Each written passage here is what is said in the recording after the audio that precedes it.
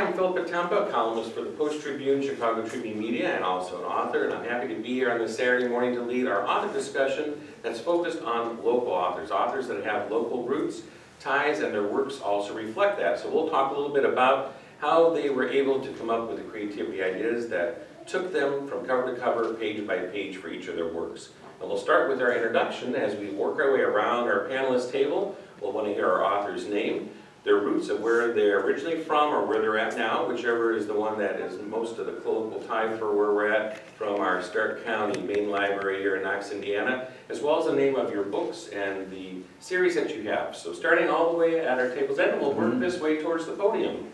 My name is John Vander Velden. I live near Wickert, Indiana, and I have been writing books since 2010.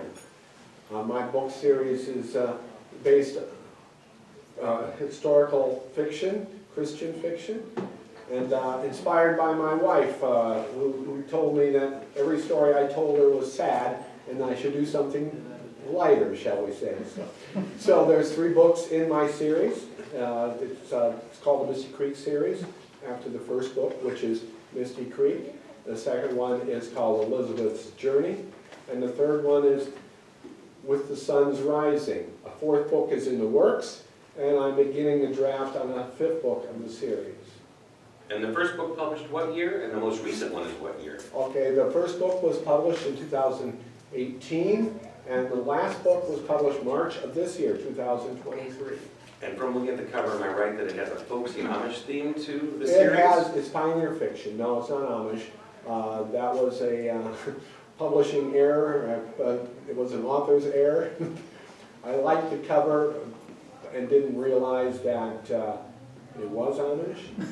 Now we know we're going to get back to that question. That's already planted a seed in my brain. So hold that thought.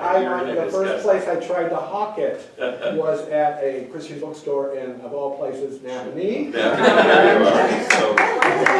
And I was quickly told that it was a misrepresented cover. Yes. And I should change it, which hasn't happened, and I'm sorry it's not going. That is a fascinating topic of how our book covers come to be. So definitely I'm planting that seed, pun intended, to come back with. Our next author panelist, again, your name, what local ties you might have, and a little bit about your book genres, including first publication and the most recent. Jerry Slauter, and I grew up in Knox, and my wife might argue that I haven't grown up yet.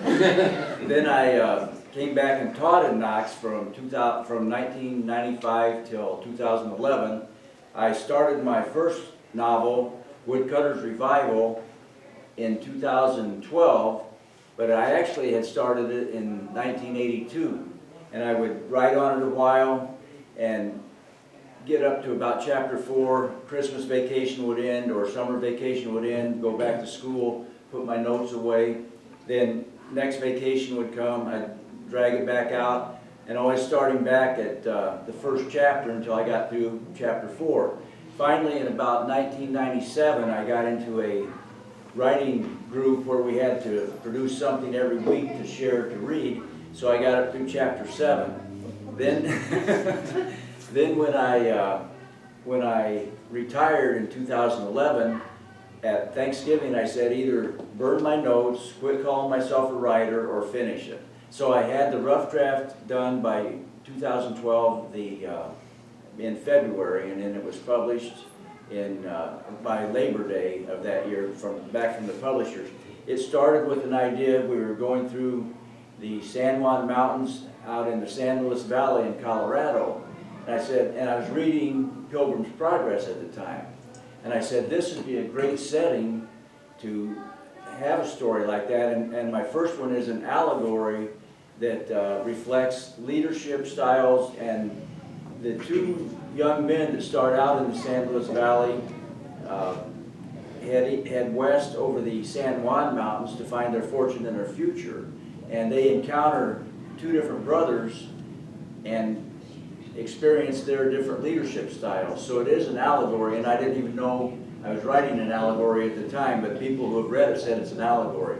The second one, the people that survived in the Woodcutter's Revival, is called Fine Line, Passion, and Providence, and the survivors of Woodcutter's Revival come back to Indiana, a lot of them, and there's a lot of Indiana history in And it. that published what year, the second one? The 2014. 2014. Very good. Next, right, we have Mr. Poindexter. A little bit John about yourself. Poindexter. Yes. Grew up in a little city, West Terre Haute, Indiana, which is about the size of Knox.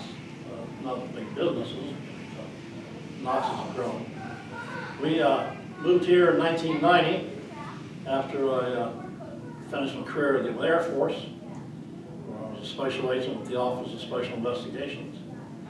And took an English teaching job over here at the high school and spent 26 years there.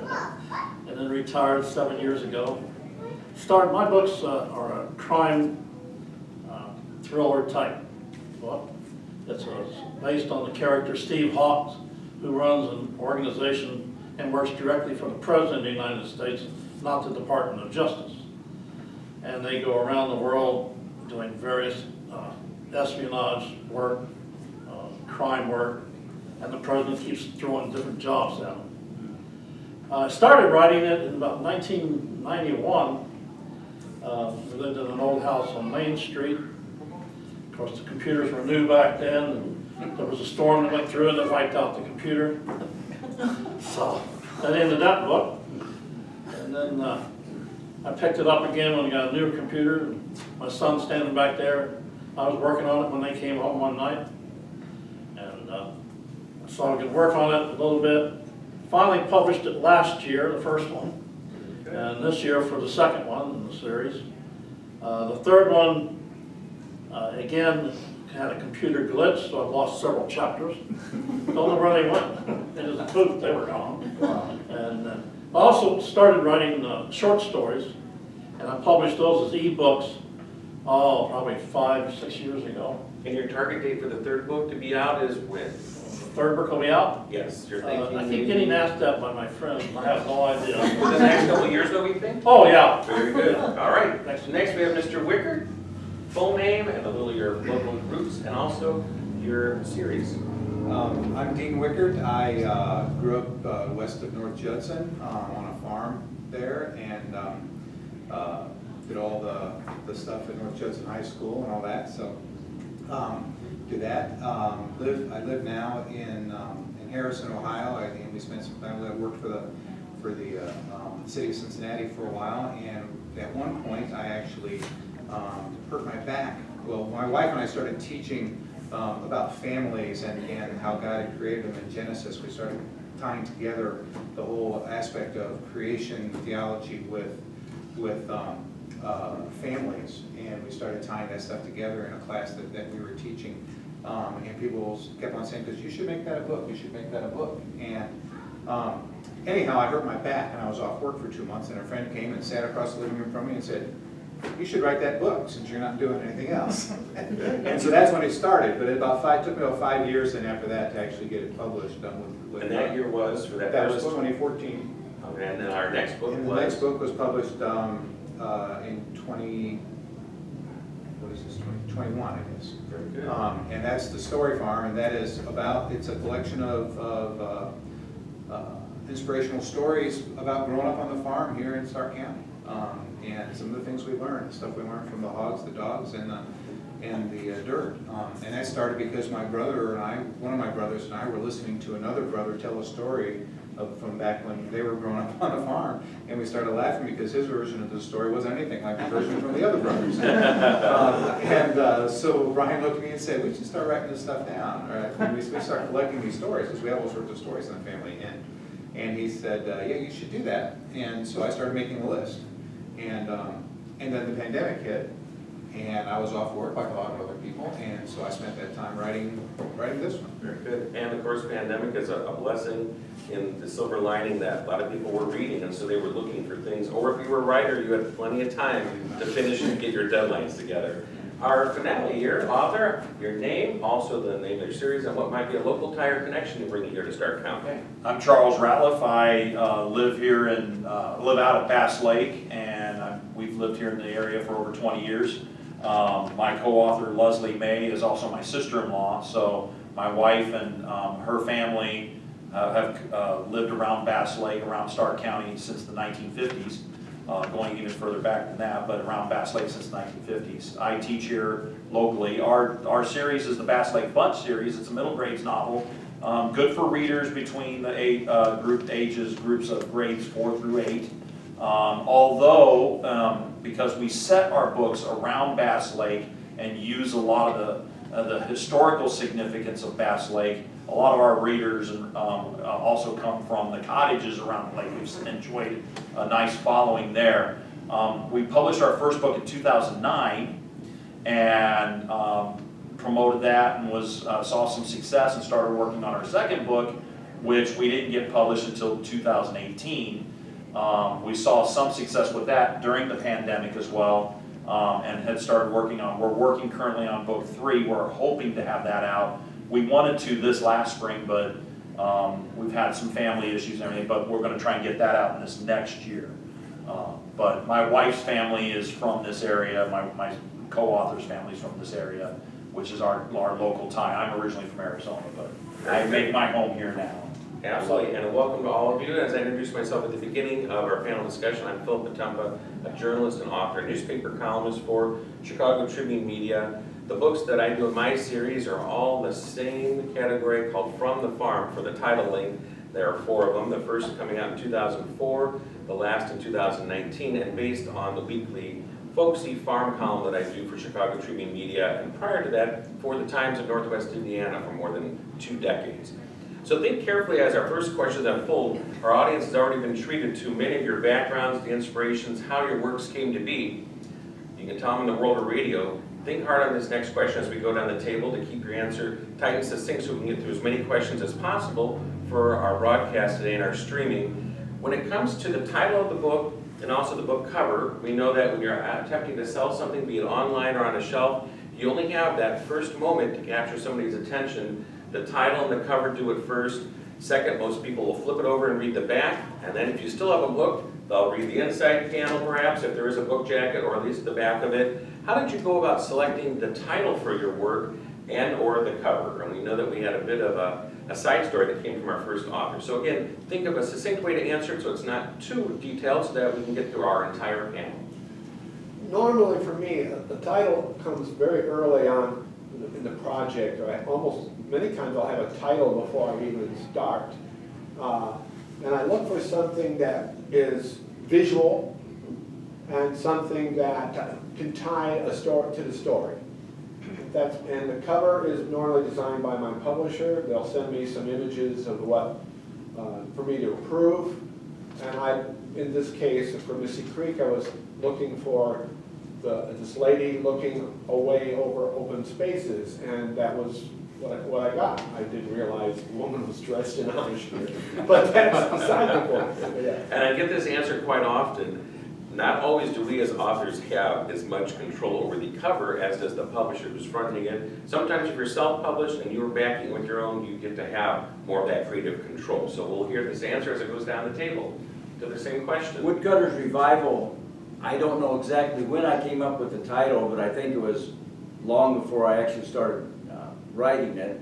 And it was my main character in the first book was a woodcutter. And when he was growing up in the West, his family farm, they had a stand of trees. They would cut ties for the railroad as it was being built and going through.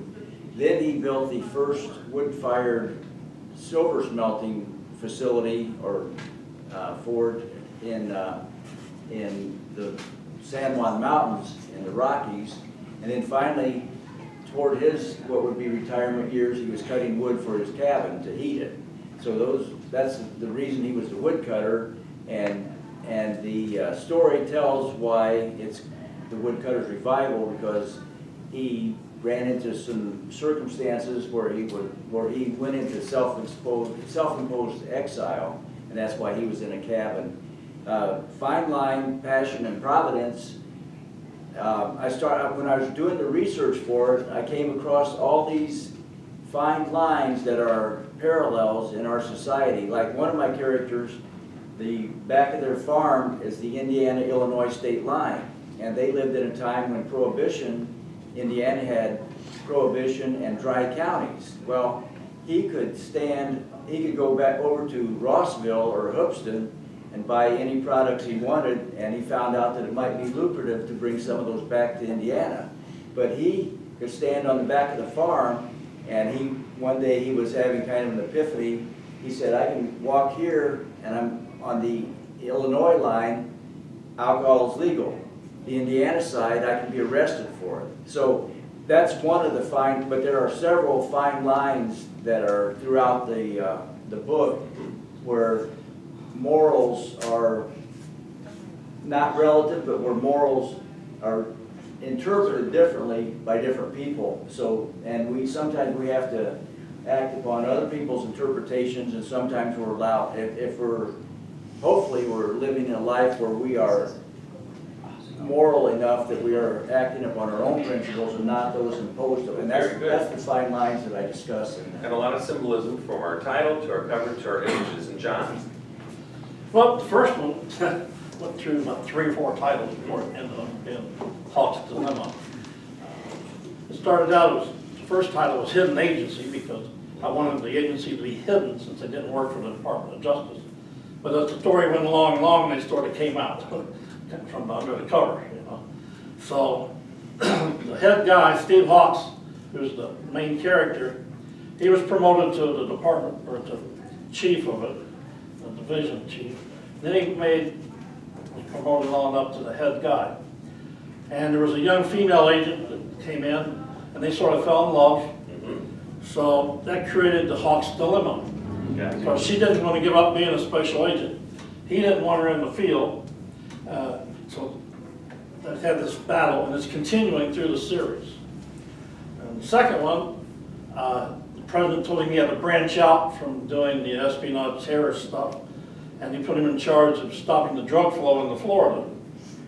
So they go to Columbia and they bust the big drug dealers and bring them back, put them on trial. Well, that made everybody mad, so his people started killing off everybody in the drug committees, the senators and so forth. So that title came out to be Marked to Kill, which was just kind of like having a list. Right from the text. Right from the text, yeah. And then highlighted. Dean, I see a panorama shot of the vintage farm, and of course, the title is simple, but it speaks right to it, I'm guessing. Yeah, it's the Story Farm. That title basically came out of just working on the stories and when I realized it was after I was just starting writing books for stories for the family, and I realized it needed to be a book. Then it became okay, what's the title? And I knew I needed to have something about a farm in there, needed to have something about stories on it, so it became pretty simple, because the farm is basically where all the stories were based. So, Fantastic words, and each of those words chosen carefully with weight. We all love stories from the time that we're born and we're read to.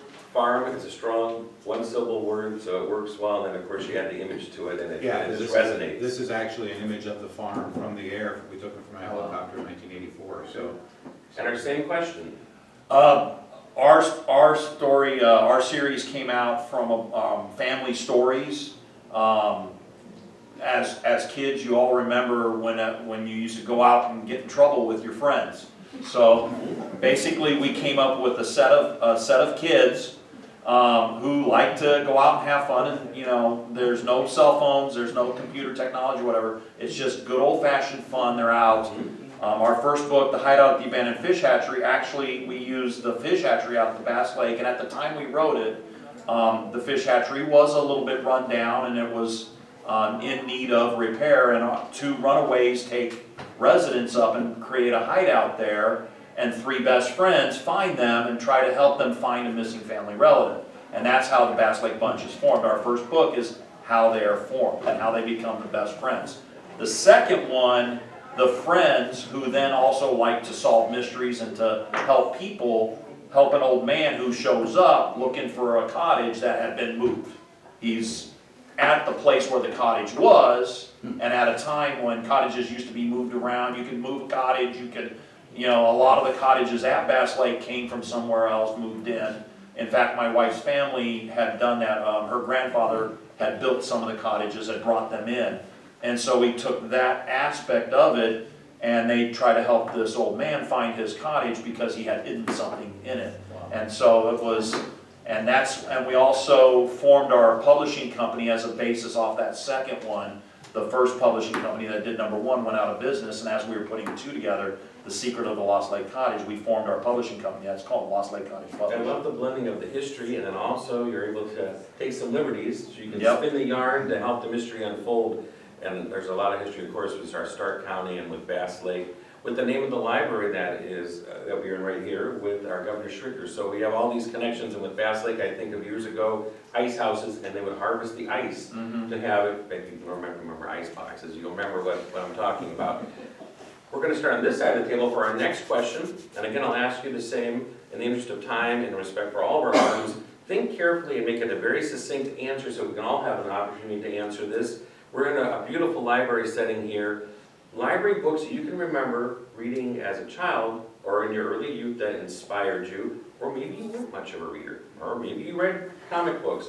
We grew up with a lot of comic books at our farm, but as far as books, there was no Harry Potter, no Goosebumps series, but we had something called Encyclopedia Brown, I remember reading, which when it came after the years of the Hardy Boys, and I remember my older sister getting me involved in the Little House on the Prairie series. So that would be the answer for myself. Again, in a succinct, think of your answer, and we'll go right down the table.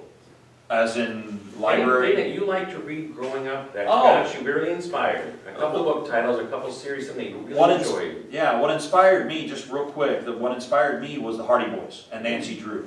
And if you look at our books, we draw from that inspiration, the way the titles are written. In fact, we're working on book 3, and so book 1 was The Hideout at the Abandoned Fish Hatchery. Book 2 was The Secret of the Lost Lake Cottage. Book 3 is going to be The Search for the Sunken Majestic. Very good. It's So Hardy Boys. Hardy Boys, Yeah. Nancy Drew titles. Similar to mine. I've read the complete series Wonderful. growing up, and that's what inspired me. Youth's mind are like clay, and it can have an impact and plan again, that Yeah. spark at an early age. Yeah. Dean? For me, I read, I wasn't a great reader, but I enjoyed reading sometimes, but then I ran across the James Herriot books, All Creatures Great and Small, and says that my mom had, and I remember reading those, short chapters, different stories, but all in the same setting and that kind of stuff, and so that was That's a where lot. it begins. And then a lot of it was, I would read a lot of nonfiction stuff, and that's why the first book came out, because it's like, okay, that's an area that, an expertise that we have, we need to share, and so that was Absolutely. where that one came from. But yeah, it was definitely James Herriot's Very good. stories of the vet life. John? Well, you want me to go back 60, 65 years? At least one or two book titles. What inspired you? What I would be know, something you I can think I still remember? have a copy. I read Black Beauty, I think one of That's the a first great ones one. Any other I ones? read. And I'm Let's pretty see sure I it still out. have a copy of that. There was another one, I can't think of the name of it. Sky King, there was a book, Sky King, that was a good one. But I got into the Hardy Boys. That's probably my first mystery type Very good. stories. All right. Next. I lived over here across from where the airport used to be, where 5 Star is now. I used to walk down, I had a ritual every Saturday. I'd walk down to the old Henry F. Stricker Library on the corner, catty corner from the courthouse. And I would either browse through books, but I remember particularly biographies, not autobiographies necessarily, and Abe Lincoln was a story I liked. It was an illustrated Abe Lincoln, so it was, because I was really young, and it was factual history about him, but also pictures of artifacts or sketches of the way things were.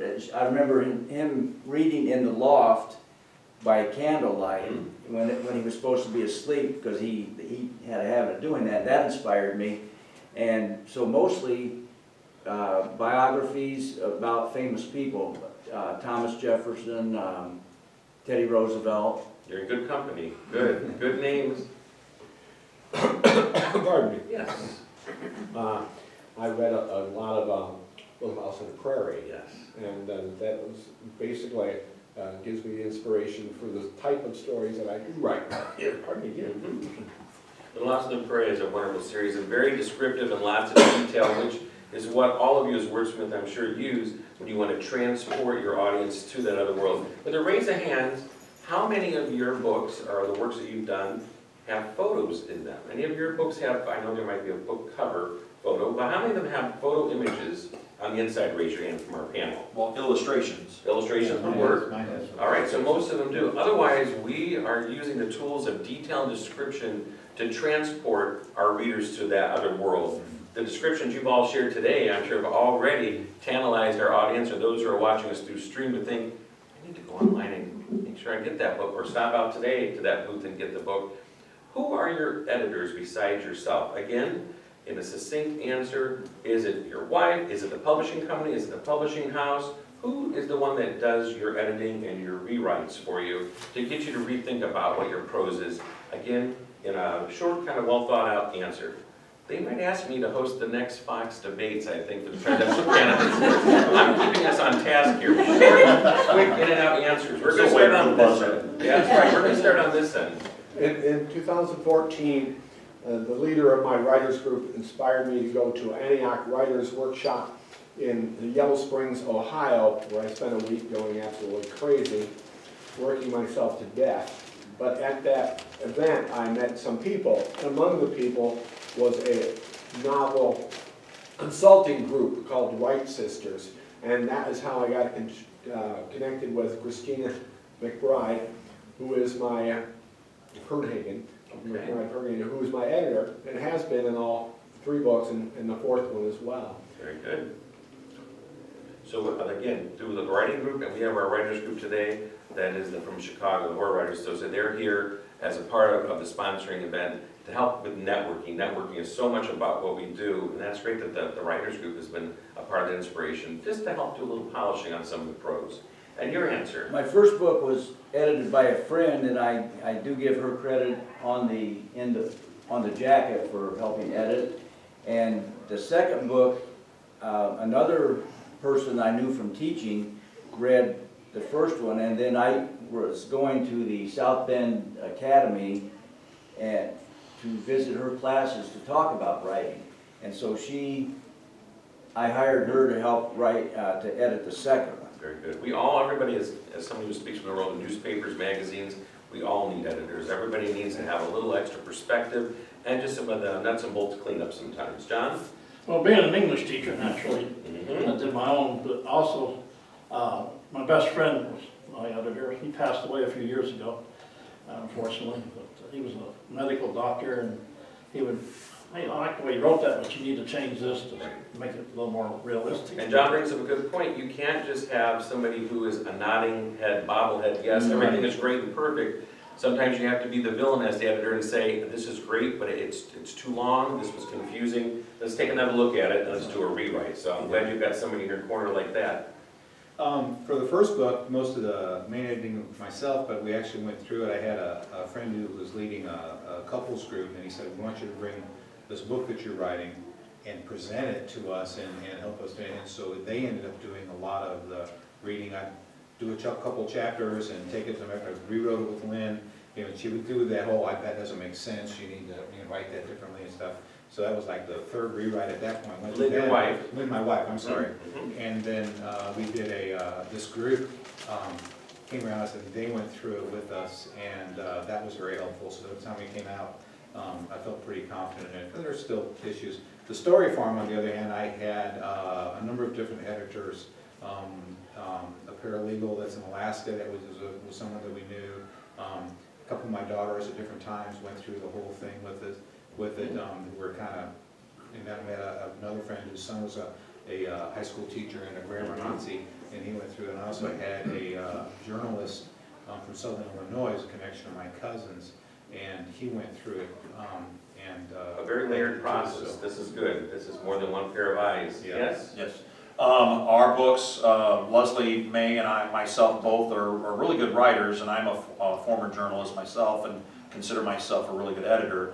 But our first book, The Hideout, went through the actual publishing process and had editors at a publishing company who looked at it, and we went through a couple of rewrites there. We didn't have that for book 2. Book 1, Leslie actually took hers to a classroom of 5th graders, used it in her class of 5th graders, because your harshest critic are going to be your readers, and if you're targeting that audience, so she had her 5th graders give her feedback, which helped shape it, and I took my book 2, and did it with the same with 5th graders that I had access to here at Knox, and we did that with the focus group of students. And between those two, that's pretty well what helped shape the books into what they are. But we pretty much edited ourselves on book 2. Our author panel probably might already have had the same experience. This is something to share for, not necessarily a fun fact, but a financial fact for our folks in the audience who are watching the stream and our audience that are here in person. During the process of doing the books that I have in my series, I had the good fortune, of course, having the work already being published in newspapers, so it had been cleaned through a copy desk. Still errors make it through, and the type of writing is not just captured as the way it would be printed as a newspaper and the way it's repurposed in these books. There's always a first set of galleys you'll look through, and you'll mark it up, and you'll send it back. They'll give you another one to proof. Once you get to that third one, and it gets closer and closer to the deadline for your printing, because that's the major deadline for the presses to run, because that date is carved in stone, it becomes very expensive to make corrections and changes. So then, it'll be combed through again. Anything that you might find, they will tell you, it's already getting plated, we can replate, but it'll be $50 a correction per page. So if you've got the misspelled, and the 2 letters are maybe somehow, reversed around in the T and the H, it'll cost $50. You want to change it or not? You have to make that call because it gets very expensive during that part. So a lot of your proofing wants to happen early on for all of you that are thinking of that first book you might want to do. Speaking of books in our closing time here, as we look to the future with our crystal balls, this is not a long answer for you to answer. It's simply a yes or no. There's not a right or wrong answer to it. But we're curious to see how many of you are old school and you like an actual physical book, cover to cover, you can put on the nightstand, or how many of you are okay and you like to download something on a Kindle or on a tablet and necessarily have it that way. So we're going to go with the first old school way. You like that actual hardcover copybook in your hand. Anybody? A couple of you are on that side? Yeah. How many people, actually, I'm okay, and I do quite a bit of reading with just downloading, and I have it on a Kindle or on an electronic device. I do Kindle, and some of our work is on Very Kindle. good. So we're both equal opportunity, roll with the punches. As we look to the future of publishing, it feels as though it's almost starting to become full circle. It used to be not everybody could write a book. I know they would always say everybody has one book in them at least, but it was very difficult to find a publisher and get the publishing house, often based in New York, to go ahead and grant that book to be done, or maybe it was through a university printing press. Then all of a sudden we entered the world of self-publishing. Anybody could do a book and get them printed and get them in limited numbers.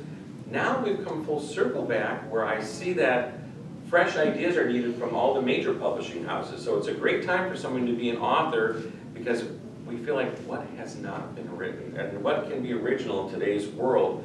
But what they can't find are people that can meet deadlines. If you can't meet a deadline, and I speak from the world of newspapers or going on a radio show, then you have nothing because there's not going to be any product, as I just told you, it gets very expensive. Are all of you good about meeting deadlines? Silence in the room. Did you listen to the dates? There's a few years in between here, but are all of you good with deadlines? Well, the creative process cannot be forced, and so.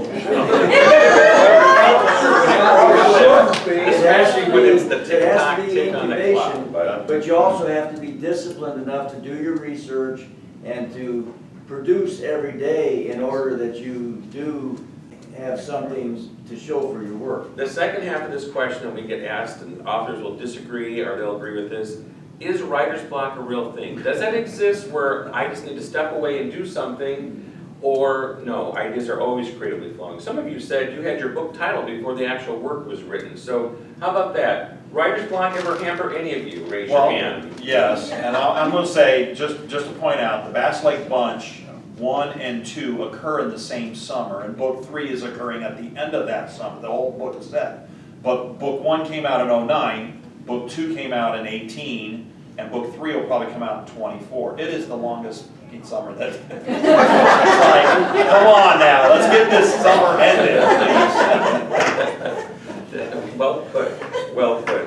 I usually have a loss for words, but yeah, loss for words. But all right, so now on the horizon for our young readers, I still teach a couple classes at Purdue University, and I marvel, unfortunately, and shake my head at the number of students who just do not care to read that much going forward. Sometimes it can be of the topic, but again, we hope that we're encouraging young people to read with what our works are and what we're doing. The future of books and reading, do you think there's any certain type of genre? Do you think that going back to the basics, such as the books that I do, maybe that Dana's done, do you think if people want to escape and they want fiction? Or do you think it needs to be a lot, kind of like a potluck, there needs to be a little bit of something for everybody? What is the future for writing for all of our future authors who might be out there and they are percolating what ideas are going to be on the cutting edge for what's hot next? What do we think? Fiction, nonfiction, children's books? What do we think? I think it's a wide variety, there's always gonna be a wide variety of books that people are gonna wanna read, because there's a wide variety of people. And if you're looking for one of the things that you're gonna have to understand is that when we look at, like in this book, we're talking about old technologies on the old farm, and feel like that. What's gonna happen is that you're gonna have more books that are gonna come out, they're gonna be stories about when the internet started, when we got our first computer, stories like that. So I think that the things that will change will be the technologies we're talking about in the books, but what the books actually are about are all going to be the same. There's some of the same storylines. Some of those same things are going to continue to happen, but we're going to move them along with the technologies. We're going to see things and say, okay, what I wrote about the story farm, someone else is going to write the same kind of book, but it's going to be about a group of kids who start building computers in their basements. Okay, and so that's the kind of stuff that's going to change, but the same kind of stories are going to be there. Anybody else have a crystal ball or want to give what their insight might be, what they think is right around the corner, and what's going to hit when it comes to what is on the market for books and what people are looking for? I think if you don't present it, I think new technology is going to have a big impact on how you present the written word. If you don't present it through technology in some way, I think future generations, that's how they're going to consume, is through their tablet, through their phone, through their computer. I think that's where we're going. And audiobooks. And audiobooks. We are about to go to our audience questions, so that's our audience that is in-house as opposed to our streaming audience that's following this. So be thinking your homework is a couple of questions. When we go to our audience, I'll give you a couple of time to let those questions percolate. When one of the glimpses that we have around the corner that I deal with a lot in the college classroom, and that does certainly change the philosophy for everybody, is 2 letters, AI, artificial intelligence. I have to be on my students at Purdue all the time, and if you're not familiar with the concept of AI, you can see all the money that's being invested in the stock market. AI is simply the intelligence, it stands for artificial intelligence, that's able to take your order at a fast food restaurant, or in this case, write your term paper if you're a Purdue student and you have to write a journalism story by simply saying, hello, into the app, will you write me a story that is all about the popcorn festival in Valparaiso? Within less than a minute, you can have probably 5, 6, 7, 8 pages that is pulled from all different sources, cited and pulled together, a lot of times making us feel as though we're obsolete and dinosaurs as the ones that are the content providers. It's uncertainty and it's a scary new turn that's happening, but it's out there for the most part.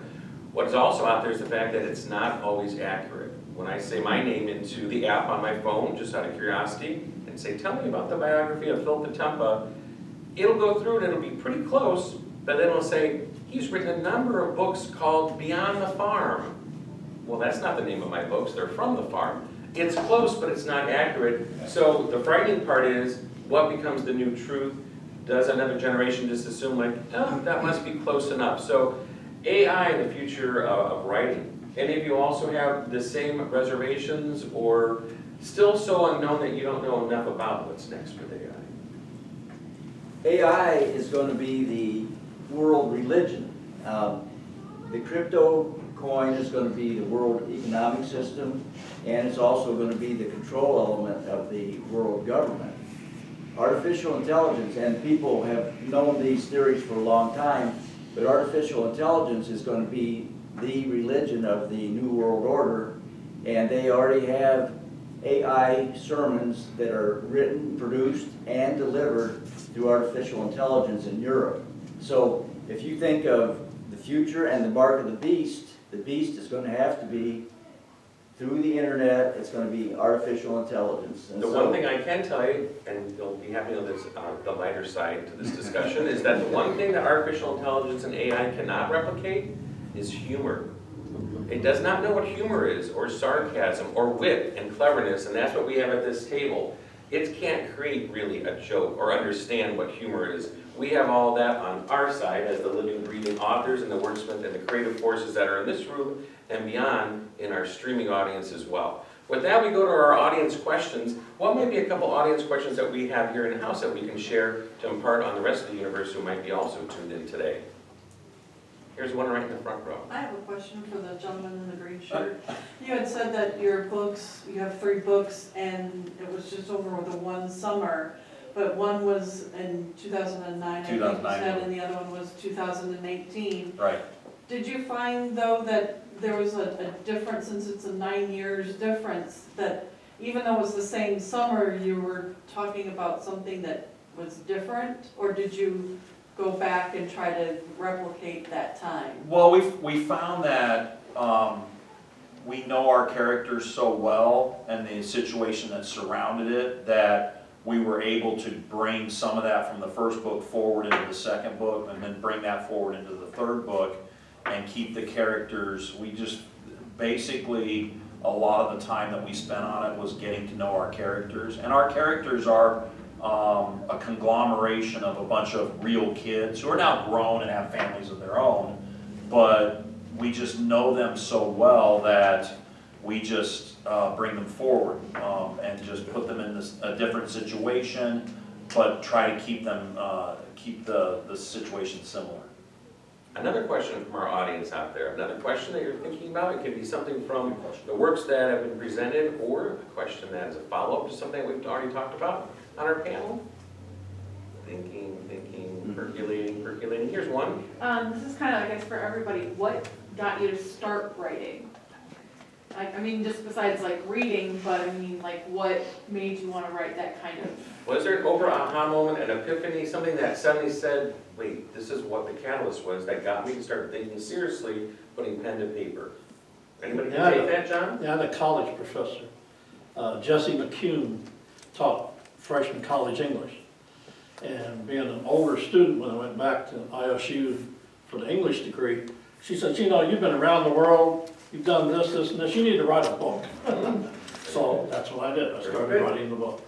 Yes. I've always been a storyteller, and so I would always tell stories, and many times if I was in some situation and I would tell some story and the audience didn't rush away, then you knew that must be something to it. So it came to a point that I decided to try to write it down. It was difficult for me because I have grammar is a foreign subject to me. And I remember junior year in high school, and we had one semester of literature, one semester of what we called English and Snow Language Arts. And every week we had to do a theme, and the teacher would assign something on Friday, and Monday you had to have a theme. And so of the 18-week semester, we probably did 16 themes. Out of those 16 themes, I got 2 that had a score higher than 0. And the themes came back looking like he graded them in a book, in a butcher shop. And that was a very difficult thing for me to overcome. But I did have a chance where I wrote a short story. I was driven to it that it had to be written down. And when the story came to me and I shared it, and that person told me I had some talent, so that inspired. And that's where it all starts. That's where it started. Very good. And as we start, we now come to our close. Thank you for joining us for our panel discussion of our local authors here at our Starke County Knox main branch of our library system. I've been your MC, Potempa, and I thank all of our author panels. We hope that we cross paths with you at the Starke County Library or any of the libraries in our branches, and if not, at your own local library. Thank you.